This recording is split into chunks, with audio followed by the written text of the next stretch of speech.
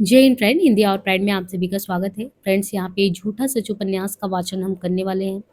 आपने देखा कि ये उपन्यास 2 भागों में विभक्त है और पहला जो भाग है इसका 1958 में आता है, वतन और देश के नाम से। सबसे पहले लेखक यहाँ पे कहते हैं कि सच को कल्पना से रंग कर उसी जन समुदाय को सौंप रहा हूँ, जो सदा झूठ से ठगा जाकर भी सच के लिए अपनी निष्ठा और उसकी ओर बढ़ने का साहस नहीं छोड़ता। उपन्यास की प्रथम पंक्ति जो शुरुआत होता है उसमें सास का निधन हो जाता है और सास के निधन पे दो बहुएं हैं जिनको एक तरीके से अंदर से दुख नहीं है, लेकिन गली समाज मोहल्ले वाले किस तरीके से क्या कहेंगे, इसलिए वो उस चीज़ का एक तरीके से आप कह सकते हैं कलात्मक प्रदर्शन करती हैं। बड़ी बहू छोटी बहू को कहती है कि असहनीय पीड़ा व्यक्त करने के लिए कि चित्कार करके रोए, लेकिन जो देवरानी है वो घबराहट में बहुत अच्छे से आप कह सकते हैं कि इसका नकल नहीं कर पाती है। लेकिन बड़ी बहू लोगों के सामने इज्जत बरकरार रहे इसलिए ऊँचे स्वर में वो रोना शुरू कर देती है। ऊँचे स्वर में विलाप करती है और विलाप भी उसका ऐसा है ना कि जैसे हृदय-वेदी चित्कार, जैसे बाण से विधि कोई चील मर्मांतक पीड़ा से आहत हो के चीख उठती है। बिल्कुल ऐसा लगता है कि उसके निधन पे यानी सास के निधन पे ये लोग इतना ज़्यादा अंदर से मतलब कि भावुक हो गई हैं, अंदर से इतना ज़्यादा टूट गई हैं, तो वो चित्कार निकलता है। और जैसे ही ये चीज़ें सुनी जाती है, सुबह का समय है, गली भर के लोग नींद से जाग उठते हैं और जो पड़ोसी में मेला देई, लल्लो, करतारो, संतकौर, पीतम देई, जीवा ये सब तुरंत आ जाती हैं और देखते ही छाती पीट कर सब विलाप करने लगती हैं। और विलाप करती स्त्रियाँ बीच-बीच में संतोष भी प्रकट करती हैं। क्यों? क्योंकि बुढ़िया का समय भी आ गया था। कहती भगवान जो है, भगवान पोते-पोतियों से भरा घर छोड़कर वो चली गई, कर्मों वाली थी। क्योंकि यहाँ पे देखिए पंजाबी लैंग्वेज का बहुत प्रयोग हुआ है, तो कर्मों वाली, मल्लो देई ऐसी चीज़ें जो है आपको देखने को मिलेंगी। अब कहते हैं कि जब इस तरीके से सब रोना-पीटना शुरू होता है तो मर्द भी नीचे गली में आके मकान के चबूतरे पर इकट्ठा हो जाते हैं। अब सब लोग मास्टर राम लुभाया और बाबू राम जोया के माँ की छत्र छाया से वंचित हो जाने पर शोक प्रकट करते हैं। क्योंकि जिन माँ का निधन हुआ उनके 2 पुत्र हैं, मास्टर राम लुभाया और बाबू राम जोया। राम लुभाया जो है मास्टर हैं और बाबू राम जोया। अब इनकी माता का छत्र छाया तो इनसे वंचित हो गई है, तो उन्हें लगता है कि बच्चे अब परेशान हैं, उन्हें संसार की अनित्यता का याद दिलाते हैं, जैसे एक होता नहीं कि सांत्वना देना कि हाँ, आप चले गए, उनका समय आ गया था, इस तरीके से। अब इनके जो पुत्र हैं, तो इनके पुत्र में जब वृद्धा के बारे में बताते हैं कि उनकी माता जो थी प्रायः वो अपने बड़े लड़के, अब इनके बड़े लड़के का नाम क्या है? बाबू राम जोया। तो कहते हैं कि जो माता थी इनकी वो ज़्यादातर वो बड़े लड़के के घर बाबू राम जोया के घर पे ही रहती थी और राम जोया क्या थे? वो रेलवे पार्सल दफ्तर में एक नौकर थे। 26 वर्ष की नौकरी में उन्होंने पीपल बेहड़े यानी पीपल वाले आंगन मोहल्ले की ऊँची गली में घिरे हुए मकान खरीद लिया था और नए 3 मंजिले मकान बनवा लिए थे। यानी जो बाबू राम जोया बड़े लड़के थे, राम जोया रेलवे पार्सल दफ्तर में नौकर भी थे और 26 वर्ष की जब उन्होंने नौकरी किया तो अच्छा खासा उन्होंने राम जोया जो थे वो नया 3 मंजिला मकान बनवा लिए थे। आमदनी के लालच में रहने के मकान का भी आधा भाग किराए पर दे दिए थे, यानी एक तरीके से उनको किराए से भी पैसा बढ़िया आमदनी होता था और आमदनी के लोभ में जब वो आधा भाग वहाँ से दे दिए, वहाँ भी कमाई करते और उनके बड़े लड़के का विवाह भी अभी जो है बाबूराम जोया जो है उनके बड़े जो लड़के उसका विवाह भी हो चुका है और एक कमरा उन्होंने लड़के और नई बहू को ले ली बहू के लिए दे दिया और अन्य सबका तो निर्वाह हो ही जाता था। केवल जो माँ थी उनकी बुढ़िया माँ यानी राम जोया भले ही बड़े पुत्र थे, लेकिन जो उनकी माँ थी वो कहते कि सबके लिए जगह था उनके घर में, लेकिन खुद के उनकी माँ के लिए उनके घर में जगह नहीं था। और कहते भी ना कि बुढ़िया को ऐसा कुछ करना भी क्या था जो उसके लिए खास जगह की उनको ज़रूरत ऐसा लगता। अब राम जोया की घरवाली का स्वभाव जो था वो कुछ तीखा था। 2 मकानों की मालकिन बन जाने से जेवा की तीव्रता भी यानी राम जोया एक तरीके से उनकी पत्नी भी घमंडी हो गई क्योंकि 3 मंजिला मकान बनवा लिए, सब कुछ था। लेकिन जो उनकी माँ थी यानी जो राम जोया की माँ थी और इनकी पत्नी की सास थी। सास बुढ़ापे की चिड़चिड़ाहट में बक देती तो स्वयं सास बन चुकी बहू खटखटा के यानी जो राम जोया की पत्नी हो चिड़चिड़ाहट में उनको जवाब देती और ऐसे जब रहता तो कलह भी हो जाता जब भी ऐसा झगड़ा होता बुढ़िया अपने बड़े बेटे की पहली बहू। अब देखिए ऐसे जब झगड़ा हो जाता तो बुढ़िया अपने बड़े बेटे की जो पहली बहू थी यानी इनसे राम जोया की इससे भी पहले जो बहू आई थी उसका गुण याद करने लगती है कि कैसे वो अपने 4 कपड़ों की पोटली बगल में दबाए भोला पांधे की गली में अपने छोटे बेटे मास्टर राम लुभाया के घर आ जाती। यानी तब उन्हें याद आता तो फिर वो जो उनके मास्टर राम लुभाया करके जो उनका छोटा बेटा है जो कि भोला पांधे की गली में रहता है वो चली आती। लेकिन फिर क्या होता राम जो है कुछ दिन बाद जाकर यानी बड़ा बेटा जो है जाकर माँ को लौटा लाता या बुढ़िया छोटे बेटे के घर में जगह की और भी तंगी, क्योंकि जो छोटा बेटा था इनका राम लुभाया, उसके पास उतना ज़्यादा ज़मीन जायदाद नहीं था, उतना जगह नहीं था जितना राम जो आया यानी बड़े बेटे के पास 3 मंजिला मकान था। तो वो भी देखती और फिर तंगी देखती कि तंग है बेटा, क्यों परेशान करे बेटे राम लुभाया को, तो बड़े बेटे के बच्चों को देखने वो चली आती। तो इस तरीके से वो नाराज़ होके जाती आती। पर यहाँ पे बात किया जा रहा है सन 1942 के जाड़ों में। कहते कि 1942 के जाड़ों में बुढ़िया जब छोटे बेटे के यहाँ आई तो गहरी सर्दी खा गई। यानी जब छोटा बेटा राम लुभाया के यहाँ आई तो सर्दी खा गई, क्योंकि उनके यहाँ व्यवस्था उतनी थी नहीं। निमोनिया हो गया। दोनों बेटों ने बहुत दौड़-धूप की, परंतु माँ का समय आ गया था। मास्टर राम लुभाया डीएवी आर्य सामाजी स्कूल में अध्यापक थे और विचारों से सुधारवादी थे। यानी जो छोटा बेटा राम लुभाया था वो आर्य समाजी स्कूल में अध्यापक था और विचारों से बहुत ही सुधारवादी प्रकृति का था। उनके विचारों में माता की मृत्यु का शोक और सूतक दूर करने का उपाय ईश्वर भजन और हवन से होना चाहिए था। वो मानते थे कि माता का मृत्यु हो गया तो मृत्यु का शोक हमें ईश्वर का भजन हवन ये सब करा देना चाहिए। और गली की स्त्रियों ने उचित स्यापे के स्थान में रूखे ईश्वर भजन और हवन के प्रस्ताव सुने तो विस्मय प्रकट कर आपत्ति की कि हाय ये कैसे हो सकता है। बुढ़िया कर्मों वाली थी, पोते पोतियों का पोते की बहू का मुंह देखकर मरी है, इसका विमान नहीं सजेगा, इसके लिए संग स्यापा नहीं होगा तो फिर क्या किसी जवान के मरने पर ये होगा। तो आपने देखा होगा कि सामाजिक रीति रिवाजों में ये होता है कि जो बहुत ज्यादा उम्र दराज होते हैं तो उनके लिए बड़ा मतलब आप कहते हैं कि मृत्यु को भी ये लोग बहुत ही हंसी खुशी से मनाते हैं। तो वही कहते हैं कि जब इनके बेटे छोटे बेटे का राम लुभाया का प्रस्ताव आता है कि पूजा पाठ कर दे तो उनको शांति मिलेगा, तो ये लोग कहते हैं अच्छा वो इतना मतलब कि धनवान थी, सब कुछ था, उनके 2-2 बेटे, भरा पूरा परिवार था, तो क्या उनके लिए अच्छे से स्यापा भी नहीं होगा? फिर कहते हैं कि बुढ़िया की मृत्यु जो है मास्टर राम लुभाया के घर में हुई थी, यानी छोटे बेटे के घर में निमोनिया से। तो कहते हैं नडोया यानी अर्थी भी उन्हीं के दरवाजे से उठा, परंतु वह बाबू राम ज्वाया को भी तो माता थी, यानी कहते हैं अर्थी तो उनके यहाँ से उठा। तो अब कहते हैं कि बाबू राम ज्वाया की भी तो माता थी और बुढ़िया का क्रियाकर्म तो उचित सम्मान के साथ होना चाहिए, होने में उनके सम्मान का भी प्रश्न था। ऐसी भाग्यवान बुढ़िया का विमान जिस सज धज से उठना चाहिए था वो तो गरीब मास्टर जी के बस की बात थी नहीं।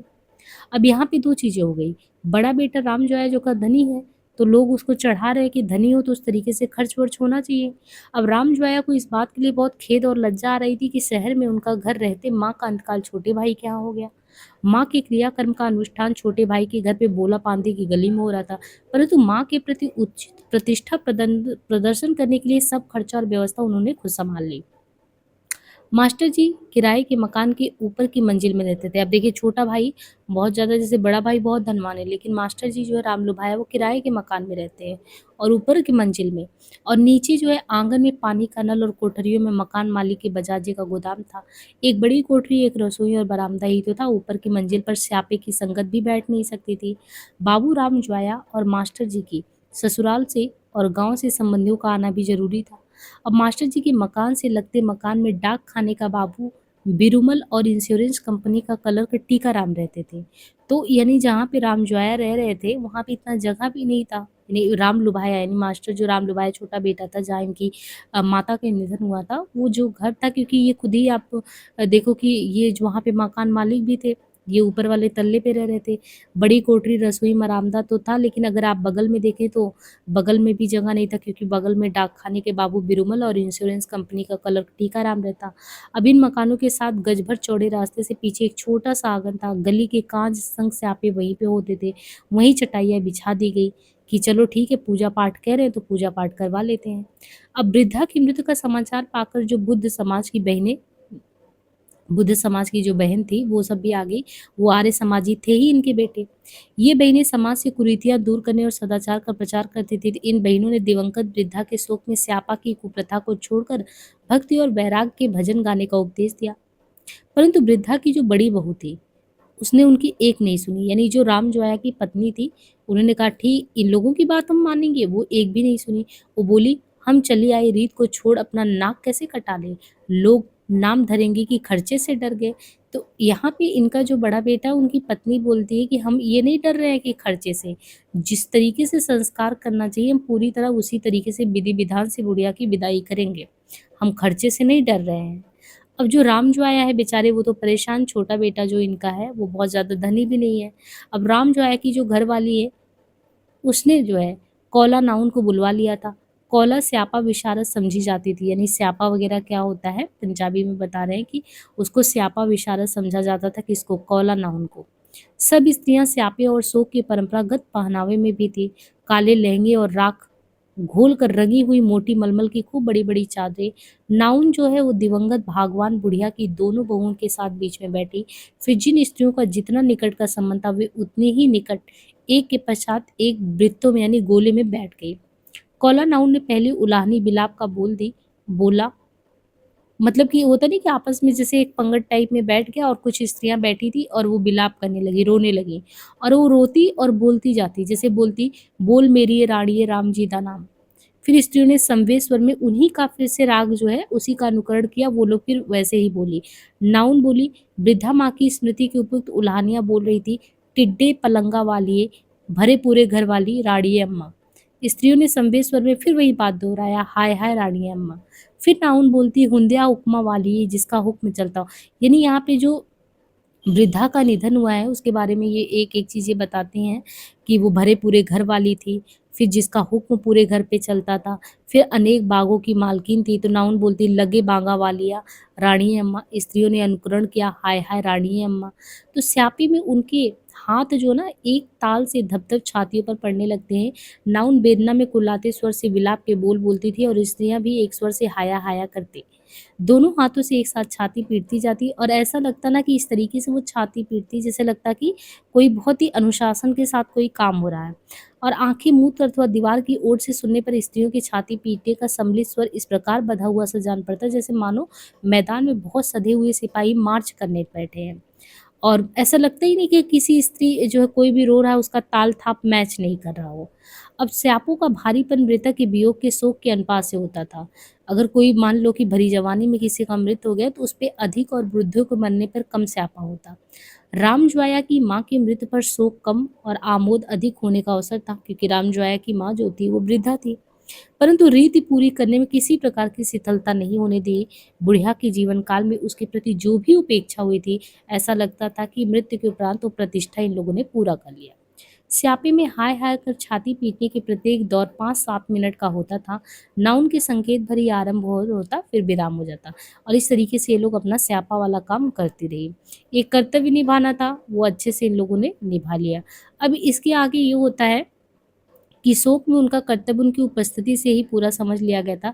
शोक का देह और कर्तव्य संबंध की निकटता के अनुसार माना जाता था। यानी विरादवी और परिचय के संबंध से आने वाली जो स्त्रियां होती थी, उन स्त्रियों को साधारण पोशाक में भी वो आ सकती थी। इससे छूट केवल कुमारी लड़कियों और नई दुल्हनों को ही होती थी। वृद्ध वृद्धाओं के स्यापे में, यानी जो वृद्ध वृद्धा स्यापे थे, उनके मृतक के जीवन की सफलता के प्रदर्शन के लिए जो उनकी कुमारी पोतियां और पोत बहुएं हैं, उनके गहने कपड़े से सज धज कर आकर बैठने की रीति। मतलब जो वृद्ध वृद्धा होते थे, अगर वो मर जाते थे तो उनकी जो कुमारी पोती होती थी और पोत बहू जो होती थी, उनको ये होता था कि वो सज धज के कपड़े वगड़े अच्छे पहन के आए। अब मास्टर जो राम लुभाया है, उनकी माता का शोक मनाने के लिए पुरुषों की बैठक उनके मकान के चबूतरे पर जो लगी थी, दरी बिछाई गई थी।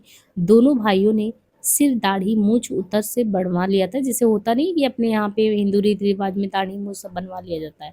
और दोनों भाई वहाँ पे चेहरे लटकाए आगतों के बीच में बैठे रहते। उनकी आंखों में रुलाई की लाली रहती। लोग पहले आकर मिनट 2 मिनट उनको चुपचाप कराते, फिर माता पिता के स्नेह और वात्सल्यता की चर्चा करते। दोनों भाइयों के सिर से माता की छत्र छाया वरद हंस उठने की बात करते और फिर संतोष देते।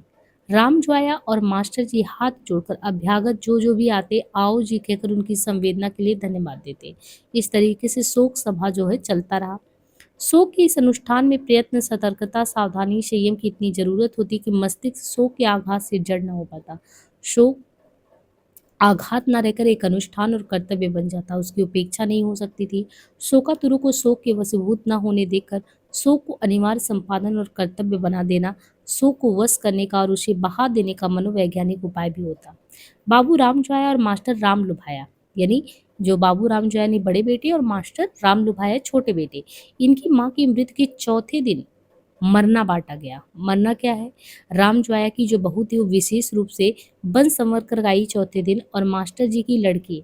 अब देखिए जो इनके रामज्वाया जो थे, मास्टर रामज्वाया जो थे और मास्टर राम लुभाया, तो मास्टर राम लुभाया जो थे,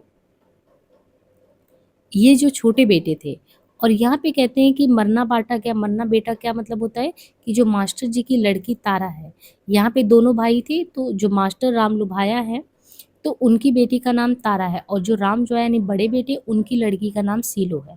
तो जब ये मरना बांटा गया तो एक कुंवारी लड़कियां थी, तो मास्टर जी की लड़की तारा को और राम जोया की लड़की सीलो को भी नए रंगीन कपड़े पहनकर कुछ समय स्यापे की संगत के समीप बैठना पड़ा था।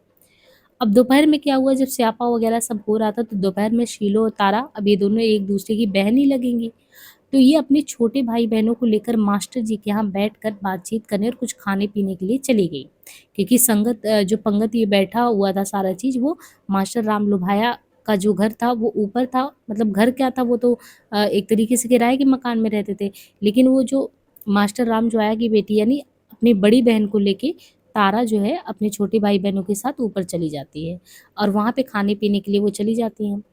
अब वो जब चली गई तो उन्होंने भाभी को भी साथ चलने के लिए कहा। इनकी भाभी भी तो थी, जो शीलो थी उसकी भाभी, परंतु बहू सिर में दर्द बताकर उच्ची गली लौट गई कि हम नहीं आने वाले। शीलो को बात करते समय कुछ नमकीन या मीठा ठूंकते रहने की आदत है, यानी बात करती रहती, कुछ मीठा खट्टा उसको शीलो को खाने का मन करता। 6 महीने पूर्व उसकी सगाई शीलो की हो चुकी थी, इसलिए उसे भी दादी के मरने के 2 रुपए मिले थे, यानी जिसकी सगाई वगैरह हो चुकी हुई उसको पैसे भी मिलते तो उसको 2 रुपए मिले थे। बेचारी तारा की सगाई तो हुई नहीं थी, इसलिए उसका कोई हक ही नहीं बनता। सीलू ने तारा के घर जाकर बैठने से पहले गली के मोड़ पर जाकर 2 आने का ताजा मोंगरा दाने में ले आई। घर में सूना था। बड़ा भाई जयदेव कॉलेज गया हुआ था। बड़ा भाई यानी जो तारा था, तारा का भाई जो था वो जयदेव था, वो कॉलेज गया था। तारा ने अपनी बरस भर की बहन के सामने रबड़ की गुड़िया और झुंझुना रख दिया और चटाई बिछाकर सीलो के साथ लेट गई। यानी उनकी वर्ष भर की बहन थी, किसकी बहन थी, तारा की। वर्ष भर की बहन थी तो उसको बच्चे को सामने गुड़िया वगैरह रख दी कि वो खेलती रहे, और चटाई बिछाकर सीलो के साथ वो लेट गई। बीच में क्योंकि सीलो कुछ खाने के लिए मोंगरे का दाना ले आई, दोनों खा रहे थे, बात कर रहे थे।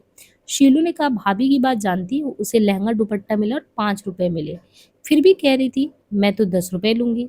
फिर शीलो बोली और तू तू देख, हमने बुलाया तो भी हम लोगों के संग यहाँ उसको आना चाहिए था, पर वो आई नहीं। झुट्ठी ने कह दिया, सिर दर्द हो रहा है। घर लौटकर भाई के साथ कमरे में जाकर किवाड़ बंद कर लेगी और क्या करेगी, बेशर्म कहीं की, दिन में भी पड़ी रहती है। अपनी भाभी को इस तरीके से सीलो कहती है। तो तारा पूछती है क्या?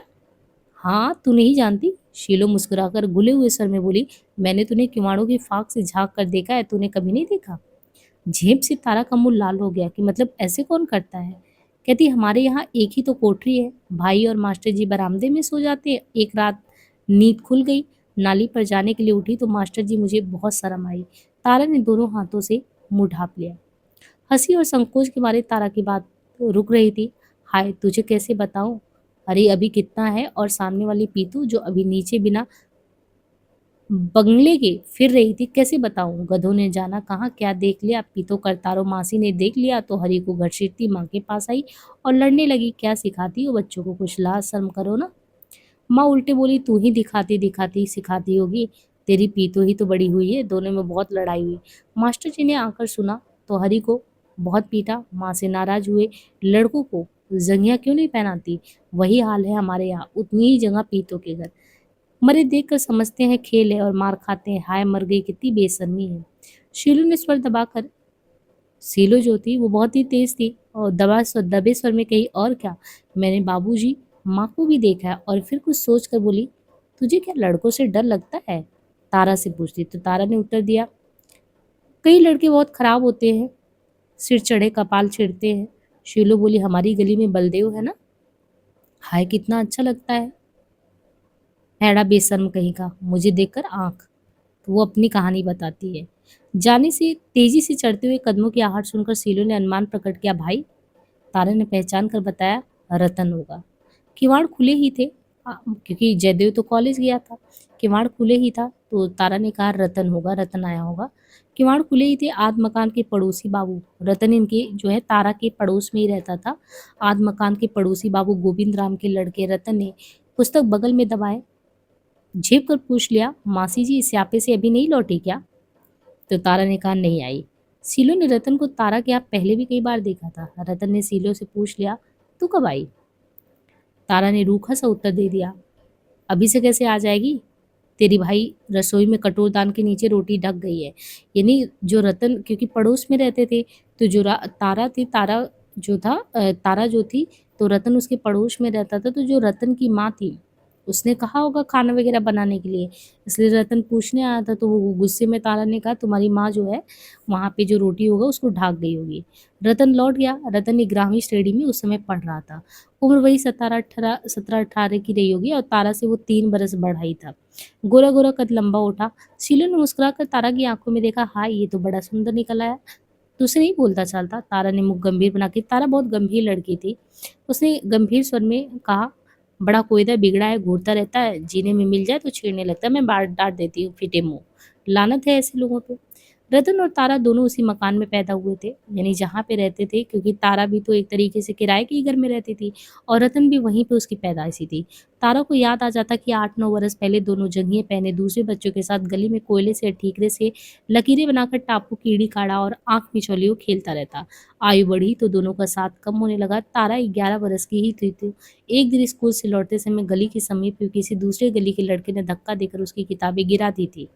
तारा गली में आई तो रोई हुई थी। तभी रतन ने स्कूल से लौटकर गली में कदम रखा। रतन ने पूछा, क्या किसी ने मारा है? तारा की आंखों से फिर आंसू बह गए। रतन ने तारा को बाह से खींचकर कहा, चल मुझे बता। तारा अपने अपमान का बदला लेने के लिए रतन के साथ लौटी और उन लड़कों को पकड़ लिया। रतन ने उन्हें गाली देकर ललकारा। दोनों ओर के लड़कों ने अपने बस्ते बाजार की सड़क पर रख दिए और गुत्थम गुत्था हो गया। तारा अपमान से देखती रही। बाजार के लोगों ने दोनों लड़कों को पकड़कर लड़ाई छुड़ाई। रतन ने हाँफते हुए चेतावनी दी, खबरदार हमारी गली की लड़की से छेड़छाड़ की, सिर फोड़ दूंगा। रतन घर आया तो सिर धरती पर रगड़ जाने से खून बह रहा था। माँ से उसने कह दिया कि स्कूल में गिर पड़ा था, कोई बात नहीं। तारा रतन को अपना समवयस्क और गली का साथी समझती थी। रतन गली के दूसरे लड़कों की अपेक्षा ज्यादा ही समीपी, बीर सिंह और मेवालाल की अपेक्षा सुधरा और अधिक पढ़ा लिखा भी था। मतलब गली में बीर सिंह और मेवालाल भी रहते थे, लेकिन उन सब से तुलना में ये अच्छा ही था। दोनों में अपनापन आ गया था। 2 बरस बाद रतन कुछ कुछ शरारत करने लगा। तारा उसे डांट देती, पर उसे बुरा नहीं लगता। जानती थी कि उसे चाहता है, फिर क्यों बुरा लगता। जीने की दूसरी ओर रतन के घर से पुकार सुनाई दी, तारा भाई नालदा। यानी तारा भाई नालदा, यानी वो कहते हैं कि रतन के लिए, तो उसको कहते हैं कि तारा। जब बगल से आवाज आती है कि तारा भाई नालदा, रोटी के साथ खाने की दाल या सब्जी कुछ नहीं रख गई है, तेरे यहाँ कुछ है तो दे जा। अब ये था कि तारा ने कहा था कि तुम्हारी माँ रखी होंगी, वो जाके कुछ ना कुछ खा लेना। अब उधर से रतन ने कहा कि कुछ नहीं रखा है। तो तारा ने सीलो की ओर आंखों से संकेत करके कहा, देखा मरे को, मैं क्या जाऊं? अब तारा कहती है कि मैं क्या उसे रोटी देने जाऊं? तो सीलो बोल उठी, कोई बात नहीं, ला मैं दे आती हूँ, बता तरकारी कहाँ रखी है। सीलो चौके से सुबह की रखी तरकारी एक कटोरी में लेकर जीने की ओर दूसरी ओर गई और पुकारा, कहाँ है, ले नालदा, और लौट आई। तारा और सीलो कुछ देर बात करते रहे। तारा की माँ सूर्यास्त से पूर्व श्यापे से उठ नहीं सकती थी, तो तारा ने सीलो को अपनी गोद की बहन को संभालने के लिए कहा और स्वयं रसोई की तैयारी में आटा संवारने लगी। सीलो उसके सामने बैठी अपनी गली में हुए झगड़ों की चर्चा सुनाती रही। कुछ देर बाद सीलो ने लड़की को गोद में उठाकर कहा, मुन्नी को लेकर कुछ देर हवा में ऊपर बैठती हूँ, मुन्नी भी वहाँ खेलेगी तो फुलके सेक ले। और वो रोटी सेकने लगी तारा, और ये जो है बच्ची को लेकर छत पे पहुंच जाती है। जो तारा है उसने दाल पिछले चूल्हे पर रख दी और फुलके सेकने लगी। आधी घड़ी में फुलके सेक कर उसने दाल के नीचे आग ठीक कर दी और आटे की परात, चकला, बेलन धोकर रख दिए। सीलो से बात करने के लिए वो जो है जीने पे चढ़ी और देखी उसने खुली छत पर जा पहुंची। यानी कौन, तारा जब सारा काम कर ली तो वो जाके ऊपर देखने लगी और मुन्नी को देख रही कि वो छत के फर्श पर, बढ़िया जो सीलो है उसने मुन्नी को छत के फर्श पर फैले अपने पेशाब में देखा कि वो बैठी चू चू कर रही है और गुड़िया ली है हाथ में और चावल के दानों जैसे 2 दांतों से काट काट कर अपने में मगन किलक रही है। और तारा तारा को जो है सीलो दिखाई नहीं दी। तारा ने बिना पुकारे आगे बढ़कर बरसाती की आड़ में झाँका और झटके से पीछे हट गई। रतन सीलो को दोनों बाहों से पकड़े उसका मुंह चूम रहा था। तारा की आहट पाकर दोनों घबरा गई। तारा कुछ ना बोली, मुन्नी को गोद में उठाकर धमधम जीने से चली आई। कुछ पल में सीलो भी आ गई। तारा क्रोध से उसे बोली। सीलो ने आंख झुकाए क्षमा सी मांगते हुए कहा, उसने ही मुझे जबरदस्ती पकड़ लिया था। तो तारा गुस्से में कही, चल झूठी। तारा ने कुछ सुनने से इनकार कर मुंह फेर लिया। सीलो से झुकाकर चुप बैठ गई तो तारा से रहा नहीं गया। शीलो के समीप जाकर बोली, मरी कुछ तो शर्म कर, तेरी कुड़माई यानी तेरी सगाई तो हो ही गई है, तो क्या हुआ? शीलो कहती, तो क्या हुआ? शीलो ने सिर झुकाए, पाँव के नाखून से ईंटों के जोड़ों से भरे सीमेंट को कुरेदते हुए कहा, मैंने कुछ और थोड़ी ही किया है। किया क्या नहीं है? स्वर दबाकर क्रोध में तारा बोली। सिर सड़ी, तेरे सिर में आग लगे, गली का कोई देख लेता तो तेरा सिर मुड़ा देता और उसकी भी हड्डियां तोड़ दी जाती। हमें भी गली से निकाल देते, बेशर्म कहीं की। उस संध्या के बाद से तारा को रतन से घृणा हो गई थी। इससे पहले रतन तारा की धमकियों से नाराज नहीं होता था। धमकी का स्वर ही बता देता कि सच्ची लड़ाई नहीं। अब तारा की आंखों में ही घृणा थी। तारा को रतन और शीलो के प्रति क्रोध था। दोनों ने उसे धोखा दिया था। रतन शीलो से बोला ही क्यों? ये कैसा प्यार हुआ? सचमुच गुंडा है। लड़के ऐसे ही होते हैं। उसके मन में ये चीज बैठ गया। दादी के मरने पर शीलो को मन्ना दिया गया था और तारा को नहीं दिया गया था। यानी क्योंकि वो होता नहीं कि उसकी सगाई हो गई थी तो उसको जो है मरना जो है कुछ मतलब वो दिया गया था पैसे वगैरह, लेकिन तारा को नहीं दिया गया था।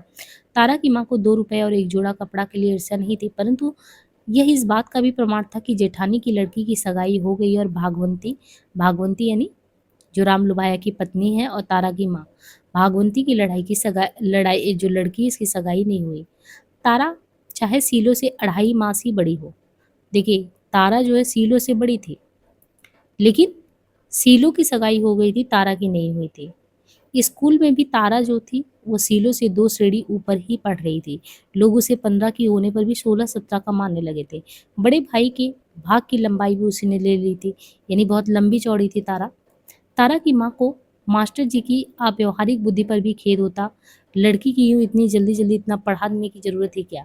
जो मास्टर राम लुभाया थे उन्होंने अपनी बेटी बेटे दोनों यानी बेटा जो था बेटे को जो है इन्होंने पढ़ाया था और इनके अलावा जो है बेटी जो है बेटी यानी तारा को भी पूरा ध्यान दिया, उधर बेटे को इन्होंने पढ़ाया था।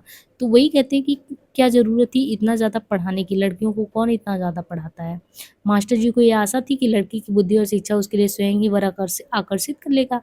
ऐसी अवस्था में तारा की माँ को कठिनाई में जेठानी ही सहायता कर सकती थी, इसलिए भागवंती अपने घर के 10 काम की हानि सहकर भी जेठानी के घर जाकर उसके लिए पापड़ बड़ियाँ बना देती, उसकी पुरानी रजाइयों की रुई तोड़कर दरियों के लिए कान देती। जब इंसान गरीब होता है ना तो वो देखिए किस तरीके से सोचता कहाँ से मदद मिल जाए। और इनकी माँ यानी भागवंती जो है वो अपनी जेठानी के घर जाके उनका काम वाम कर देती, क्योंकि वो लोग थोड़े बड़े लोग थे तो ये लगता कि वो मदद कर देंगे। और शीलू की माँ तारा की माँ से आयु में 2 वर्ष छोटी, परंतु जेठानी होने के नाते संबंध में बड़ी थी। मतलब वैसे तो शीलो की माँ कहती कि तारा की माँ से छोटी थी, भले ही जेठानी थी, लेकिन जेठानी के नाते तो संबंध में बड़ी ही लगेगी। स्त्री की स्थिति पति की स्थिति की छाया ही होती है। ये बहुत बड़ी बात कही गई कि स्त्री की स्थिति पति की स्थिति की छाया ही होती है। राम ज्वाया की पहली पत्नी केवल एक पुत्र को जन्म देकर चल बसी थी। शीलो की माँ राम ज्वाया के दूसरे विवाह में आई थी। साधारण व्यवहार के अनुसार उनकी खातिर भी ज्यादा ही थे। उसे पहनने ओढ़ने का भी चाव ढंग से था। रेशमी कपड़े के बिना कभी गली से बाहर नहीं निकलती, जेठानी के साथ चलती। तारा की माँ वस्त्रों और व्यवहार से भी निस्तेज और भिन्न। क्यों? क्योंकि एक तरीके से जो भगवंती थी यानी उनके जो पति थे राम लुभाया, वो इतना ज्यादा कमाते भी नहीं थे। और तारा की माँ जो थी वो तारा की माँ मोटी मलमल की चादर ओढ़े और बदरंग हो गई रेशमी लहंगा या सलवार पहने घूमती, और ऐसे में वो अपनी आयु से 5 बरस ज्यादा लगती। दोनों कलाइयों पर तोले तोले भर सोने की 2 चूड़ियां विवाह के समय से चली आ रही थी। सीलो की माँ जो थी पतंग के कागज की तरह महीन छज्जी बढ़िया साड़ी वगैरह पहनती। एक तरीके से आप देखिए दोनों की तुलना की गई कि वो कितना ठाट बाट से रहती थी और इतनी गरीबी में ये अपना जीवन काटती थी। मास्टर राम लुभाया और बाबू राम जॉय में भी वैसा ही अंतर दिखता। मास्टर जी के चेहरे पर सदा थकान वगैरह दिखता और किफायत के लिए वो हजामत में एक सादा भूरा गोल टोपी, शरीर पर बंद गले का कोट यही पहन लेते और किफायत के लिए हजामत वे स्वयं ही बना लेते, फिर भी सप्ताह में सोमवार और बृहस्पतिवार को ही।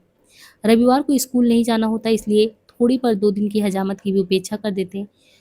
उनकी 2 तिहाई सफेद हो गई मूछें ओठों के ढके रहती। पानी पीने के बाद उन्हें पोंछना पड़ता। और जो बाबू राम जो है इनकी जो बड़े भाई थे उनको रेलवे से नौकरी जो थी, तो रेलवे से इतना ज़्यादा अच्छा मिलता था कि गर्मी हो या सर्दी वो भी वर्दी मिलता। और परंतु मेल जोल में आने जाने के लिए वो रेलवे के कपड़े ना पहनकर अपने ही कपड़े पहनते थे। सिर पर महीन मलमल का कपड़ा, साफा खूब सफेद कलफ लगी कालरदार कमीज और पायजामा, लाल रेशमी जरीदार कमरबंद के छोर कमीज के दामन। ऋतु के अनुसार वो सूती या ऊनी कॉलरदार कपड़े, नकटाई, पतलून ये सभी चीजें पहनते थे। अब जो बाबूराम जोया थे उनकी माता के शोक में संवेदना प्रकट करने के लिए लाला सुखलाल साहनी भी आए थे। अब क्योंकि राम जोया की माता का जो शोक संवेदना था उसमें जो है लाला सुखलाल साहनी भी आए थे और स्यापे में सुखलाल की पत्नी भी आई थी। तो जैसे होते नहीं आस पड़ोस वाले, तो यहाँ पे एक लाला सुखलाल साहनी है, राम जोया की माता का जब निधन हुआ था तो स्यापे में सुखलाल की पत्नी भी आई। और लाला जो सुखलाल थे उनका राम जोया से बिरादरी का संबंध तो नहीं था, पर उससे अधिक व्यावसायिक नाता था। यानी व्यवसाय में ये एक तरीके से नातेदारी निभाते थे राम जोया से। सुखलाल का प्रकट व्यवसाय तो लाहौर से पूर्व से पश्चिम की ओर किराए पर मोटर गाड़ियां चलाने का था, परंतु वे दूसरे व्यवसाय भी करते रहते।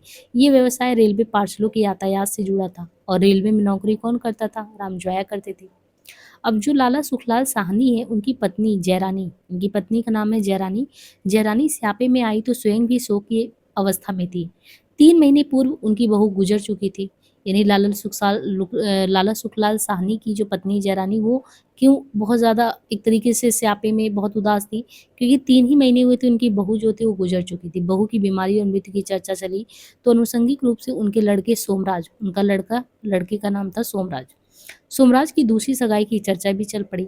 जयरानी ने कहा, बहन तू जानती है हमारे लिए लड़कियों की क्या कमी है। ये बहू की अर्थी जलाकर लौटे भी नहीं पाए कि 5 जगह से संदेश आ चुके थे। पर मैं इस बार जल्दी नहीं करूंगी। बहू बेचारी स्वभाव की तो अच्छी थी, उन लोगों ने दाज दहेज भी बुरा नहीं दिया, परंतु सच बात है कि लड़के के मन नहीं भाई थी।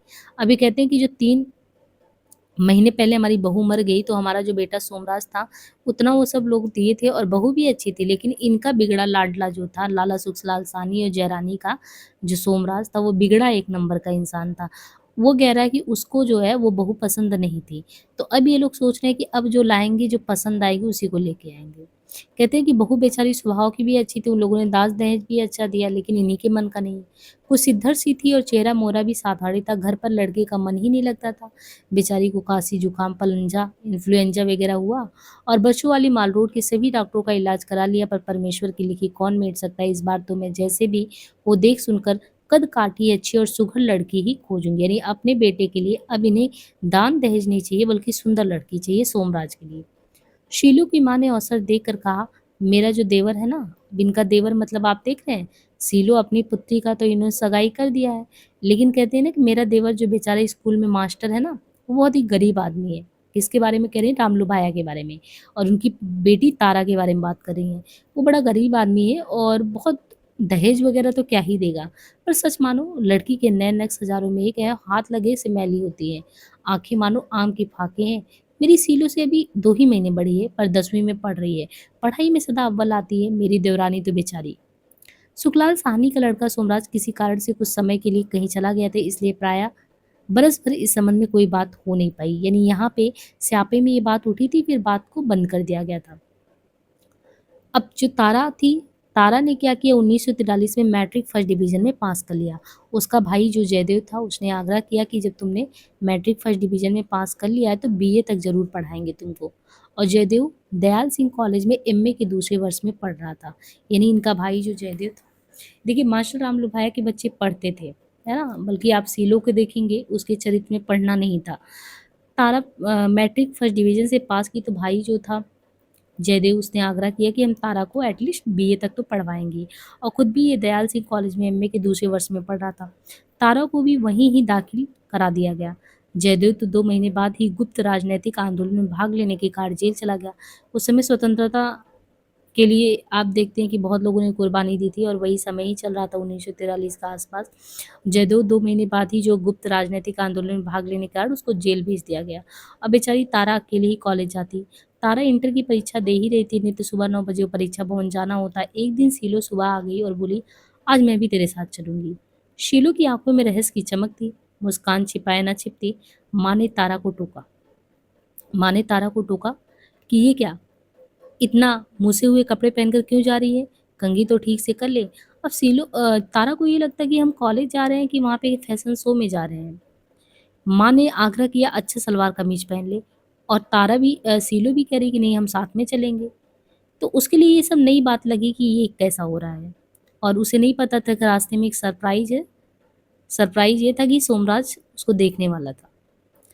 माँ ने पहले तो कभी ऐसे टोका नहीं। मास्टर जी सादगी पसंद करते। तारा समझ ही नहीं पा रही थी कि परीक्षा में ऐसे कपड़े पहनकर जाने का क्या मतलब है। तो इस पर शीलो की रहस्य भरी मुस्कान, माँ के बार बार आग्रह से तारा ने विलम्ब हो जाने की आशंका से कपड़े बदल डाले और घर का जीना उतरते उसने शीलो से पूछा, क्या बात है, कहती क्यों नहीं। तो उसने कहा, आज रास्ते में तुझे वो देखेगा, मुझे तेरे साथ देखकर पहचान लेगा, मैं तुझे इशारा कर दूंगी, तू भी देख लेना। शीलो बोली।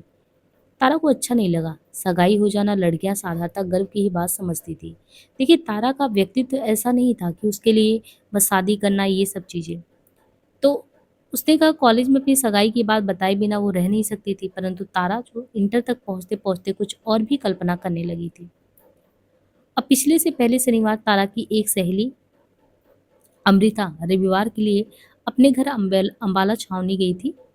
सहेली का नाम था अमृता। वो अम्बाला छावनी अपने घर गई थी। लौटकर उसने बताया था कि उसे सगाई के लिए बुलाया गया था। यानी उसकी सहेली ने बताया, अमृता ने बताया कि हमको जो घर पे बुलाया गया था वो उसकी सगाई के लिए बुलाया गया था। अमृता के माता पिता नए और उदार विचार के थे। उन्होंने सगाई से पहले लड़के को चाय का निमंत्रण देकर अपने ही घर बुला लिया और अमृता ने उसे देख लिया था। लजाते सगुचाते दो चार बातें भी हो गई। लड़के लड़की के स्वीकार कर लेने पर सगाई कर दी गई। लड़कियों ने अमृता को पार्टी देने के लिए विवश किया। अमृता ने स्टैंडर्ड में 6 सहेलियों को खूब अच्छी पार्टी भी दी। गुड्डू और स्नेह दोनों बड़बोली थी। गुड्डू ने अमृता से पूछ ही लिया, मरी घंटे सवा घंटे में तूने लड़के में क्या ही देख लिया। उत्तर दिया स्नेह ने, देखना क्या होता है, लड़के लड़के सब एक से हैं। देख लिया कि देखने में भला है, मिलिट्री में लेफ्टिनेंट है, और क्या ही चाहिए। कृष्णा बोली, अमृता की जीवन की तो रेखा बन गई। इसके लेफ्टिनेंट को जब फुर्सत होगी विवाह हो जाएगा, घर संभालेगी, बच्चे देगी, उन्हें नल्ले पाल पोस कर शादी विवाह की चिंता करेगी। अमृता ने पूछा, और तू डॉक्टर बनकर जैसे शादी ही नहीं करेगी ना। स्नेह बोली, जहाँ एक बच्चा हो गया सब डॉक्टरी तू भूल जाएगी बिटिया। तारा को कहना पड़ा, ये बात तो है, बच्चों के काम से माँ को फुर्सत तो कभी मिल ही नहीं सकती, माँ तो उसी में डूब जाती है। कृष्णा ने उत्तर दिया, आया रख लेंगे भाई, ऐसी क्या बात है। सुरेंद्र ने, इनके दोस्तों में सुरेंद्र भी था, सुरेंद्र ने पूछ ही लिया, तेरे बच्चे को पेट में भी आया ही लिए फिरेंगे क्या। स्नेह बोल उठी, तो फिर तेरी जगह आया ही सही। सब लड़कियां इतने में हंसने लगी। सुरेंद्र फिर बोली, सुरेंद्र जो थी वो फिर बोली, यानी सुरेंद्र यहाँ पे लड़की ही है, फिर बोली, सचमुच लड़कियों के लिए ये बहुत बड़ी मुसीबत है और बाधा भी है। बच्चे हो जाए तो जिंदगी बच्चों के लिए ही हो जाता है। अमृता ने उसे टोका, बच्चे नहीं चाहिए और पति। सुरेंद्र ने उत्तर दिया, भाई पति तो चाहिए। श्रेय ने प्रश्न किया, कॉलेज में सगाई होने की पार्टी लड़कियां ही देती हैं, लड़की क्यों नहीं देते। गुड्डू बोली, लड़के तो बल्कि छिपाते हैं, कम वक्त चाहते हैं, जितने लड़कियों से दोस्ती हो सके अच्छा है, लड़कियों के लिए एक दोस्ती में भी खतरा है। कृष्णा ने व्याख्या की, बात यह है कि लड़का जो है वो उछल कूद चाहता है और लड़की बच जाना और बांध देना चाहती है। गुंटू बोल उठी, लड़कों को विवाह से लाभ ही क्या है, वे तो खामखा अपने गर्दन जुए में फंसाकर स्वामी बनने के अहंकार में खुश होते हैं, वे जो चाहे करते हैं, फिर उनके लिए कौन पकड़ है। लड़कियों को अलबत्ता ब्याह से अधिकार और लाइसेंस मिल जाता है, स्त्री का पेट सबसे बड़ी मुसीबत है। सुरेंद्र ने सुझाव दिया, शादी तो हो परंतु बच्चे ना हो। अब यहाँ पे सुरेंद्र ने सुझाव दिया, उम्र भर के लिए, कहते हैं कि उम्र भर के लिए सारणी बनी रहे। अमृता ने सुझाया, लोग बांग नहीं कहेंगे कि बांझ कहेंगे। तो उसने कहा, हाय ये तो और मुसीबत है। स्नेह ने ओठों पर हाथ रखकर परेशानी प्रकट की। सुरेंद्र बोली, वाह ये सब क्या, जैसे प्रेम और जीवन का साथ कोई चीज ही नहीं है। गुंटू ने अमृता की ओर संकेत कर कहा, इसने क्या प्रेम किया है। क्यों नहीं, अमृता बोली, अब करेंगे। ये क्या प्रेम हुआ, गुड्डू ने जो है आपत्ति की। माँ बाप ने कहा है इस लड़के से प्रेम करो, तुम्हें इजाजत है या आज्ञा, और आपका प्रेम हो गया। सुरेंद्र बोली, मैं तो ऐसा कभी ना करूं, मैं तो स्वयं ही अपने लिए साथी चुनूंगी। तारा ने उसका समर्थन किया। तारा ने किसका, सुरेंद्र की जो थी उसका समर्थन किया। सुरेंद्र कहती गई, आनंद तो प्रेम करने में है, शादी हो गई तो फिर क्या, बध गए। अमृता ने कहा, प्रेम का कोई खास ढंग थोड़ी ही होता, प्रेम तो हो ही जाता है। सप्ताह भर में ही तारा के सामने वो समस्या स्वयं आ गई। शीलो और तारा साहलमी दरवाजे से बाहर निकलकर चार दीवारी के बाहर बाग में से होकर लोहारी की ओर जा ही रही थी। वो सामने देख, रेशमी सूट वाला हमारी तरफ देख रहा है ना, शीलो बोली। पहली झलक में तारा ने जो देख लिया, फिर न देख सकी, आंखें झुक गई। लड़का जिस तीखेपन से उसकी ओर घूर रहा था वो उसे बिल्कुल तारा को अच्छा नहीं लगा। इतने दिन में उसने कॉलेज में अच्छे और बुरे लड़के तो देख ही लिए थे, कॉलेज में ऐसे घूरने वाले लड़कों को तारा और उसकी सहेलियां आपस में स्टूपिड, रूड, अभद्र, गधे, कल गेजर यानी उसको कहते थे गर्ल गेजर, लड़कियाँ ताकने वाला। और ऐसे करके वो लोग वितृष्णा प्रकट करती है, यानी उनको ऐसे लड़के बिल्कुल पसंद नहीं आते, उनका वो लोग मज़ाक भी उड़ाती। और गर्ल चेज़र लड़कियों का पीछा करने वाला कहती कि यानी लड़कियों से चिपका रहने वाला लड़का। किसी लड़की को एक ओर अकेली देखा तो दूसरे के सामने उसके समीप जाकर बहुत धीमे से पूछ लेता है, आज इतनी तारीख है? मतलब आपस में कि कैसे क्या होते हैं उसके बारे में। और दूसरे अनुमान करते रहते हैं जाने क्या कहा होगा। इसकी बहुत आत्मीयता है। तारा को लड़कों का अनायास और कोमल व्यवहार अच्छा लगता था। जैसे सभा, सोसाइटी, डिबेट और फेडरेशन में जब वो जाती, तो वहाँ पे जो भाग लेने वाले लड़के होते थे, उनको देख के जैसे क्रिश्चियन कॉलेज के एमए के असद भाई साहब थे। बिल्कुल सरल, अनायास, सहृदय और सादर। तारा ने घर पर माँ के सामने कई बार कहा, मैं तो ब्याह नहीं करूँगी, एमए तक पढ़ूँगी। किसी ने उसकी बात पर ध्यान नहीं दिया। उसे कुछ पूछा भी नहीं गया। एक दिन उसने सुना कि उसकी माँ बन्नी होते के मोहल्ले में जाकर लड़के को ठाके की यानी सगाई के 11 रुपए भी दे आई। उस दिन तारा छिप-छिप कर खूब रोई। सोचा, भाई होता तो ऐसा नहीं होता, भाई तो जेल में बनता।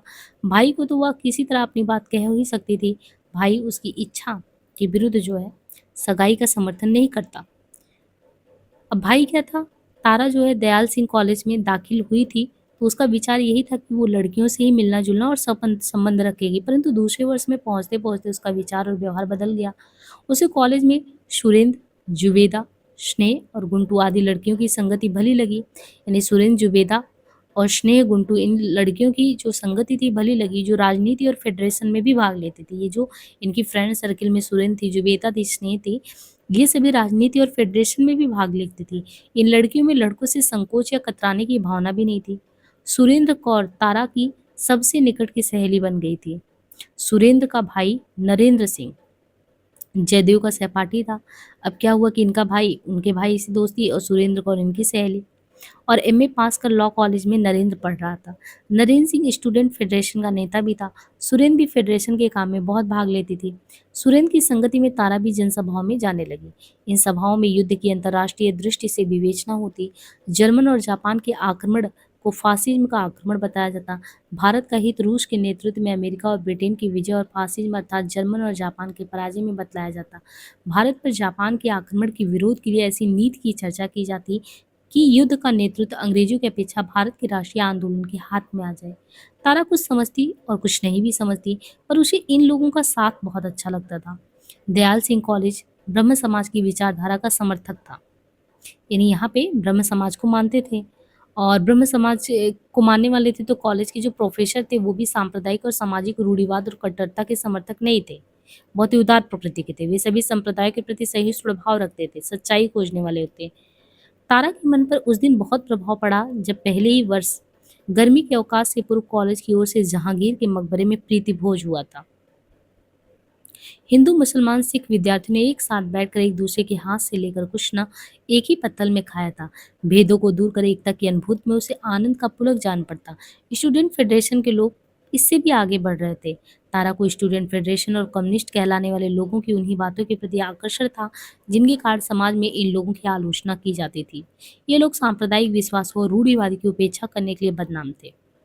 मतलब वही होता है ना कि जो समाज में एक बनी बनमाई पर पार्टी अगर उसको कोई तोड़ता है तो और लोगों के लिए वो अच्छा नहीं होता है। वे स्त्री पुरुषों की समता विवाह के संबंध में लड़के लड़कियों के आत्मनिर्णय के लिए बहस करते थे। इन लोगों की संगति में तारा भी अपने भाई की तरह रूढ़ि विरोधी तर्क करने लगी थी। उसे उसके तर्क और आजी जवाबी की प्रवृत्ति की कद्र होने के कारण उसे प्रोत्साहन मिला था। तारा जो थी वो बचपन से ही मास्टर जी के यानी अपने पिता के धार्मिक विश्वासों का अनुशासन करती रहती थी। मास्टर जी उसे और बड़े भाई जयदेव को प्रातःकाल खूब तड़के उठकर स्नान कर लेने के लिए विवश करते, समीप बैठकर संध्या भजन कराते। ऐसी बात पोशाक और दूसरे व्यवहार के बारे में भी थी। जयदेव को सिर के केस मशीन से छोटे कटवाने पड़ते, कोट बंद गले का पहनना पड़ता। कॉलेज में चले जाने के बाद जयदेव इन नियमों से मुक्त हो जाता। तारा कॉलेज में भर्ती हो गई थी, उस पर नियंत्रण कुछ शिथिल हो गया, परंतु उससे पहले तारा को भी केसों की एक ही चोटी बनाने की आज्ञा थी। घर से बाहर जाते समय सिर ढके रहना जरूरी होता और वहीं दूसरी लड़कियों की तरह कमर पर फिट जंपर और खुले पोंचे की सलवार पहनना और बहुत महीन चुन्नी ओढ़ना चाहती थी, पर उसे ढीला जंपर और इस तरीके से तंग पहुंच की सलवार पहननी पड़ती और चुन्नी मोटे कपड़े की मिलती थी। गली मोहल्ले में सब लोग सिनेमा के गीत और गजलें गाते रहते थे, पर मास्टर जी के घर में ये चीज मना था। पिता के आदेश और नियम अरुचिकर लगने से तारा को अपनी रुचि पाप की ओर होने की आशंका से या शंका से स्वयं वो अपने प्रति ग्लानि भाव से भर उठती। इन लोगों की संगति में उसे जान पड़ा कि वह स्वभाव और रुचि से अपराधी नहीं थी। वो आत्मसम्मान अनुभव करने लगी थी।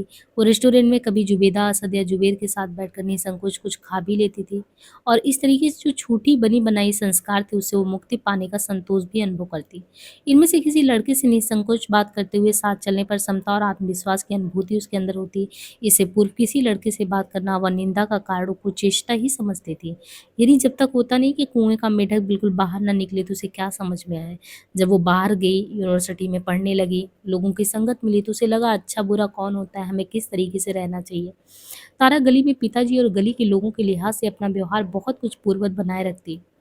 कॉलेज में वैसा व्यवहार उसको हास्यास्पद लगता। यानी जब वो कॉलेज में पहुँचती तो कॉलेज में जो एक रुतबा होना चाहिए ना, तो बिल्कुल वो अपने आप में वो बदलाव को महसूस करती थी, तारा वहाँ पे जाके। अब यहाँ से जो है दूसरा पार्ट शुरू होगा तो हम उसे नेक्स्ट वीडियो में देखेंगे। आज के लिए इतना ही, धन्यवाद।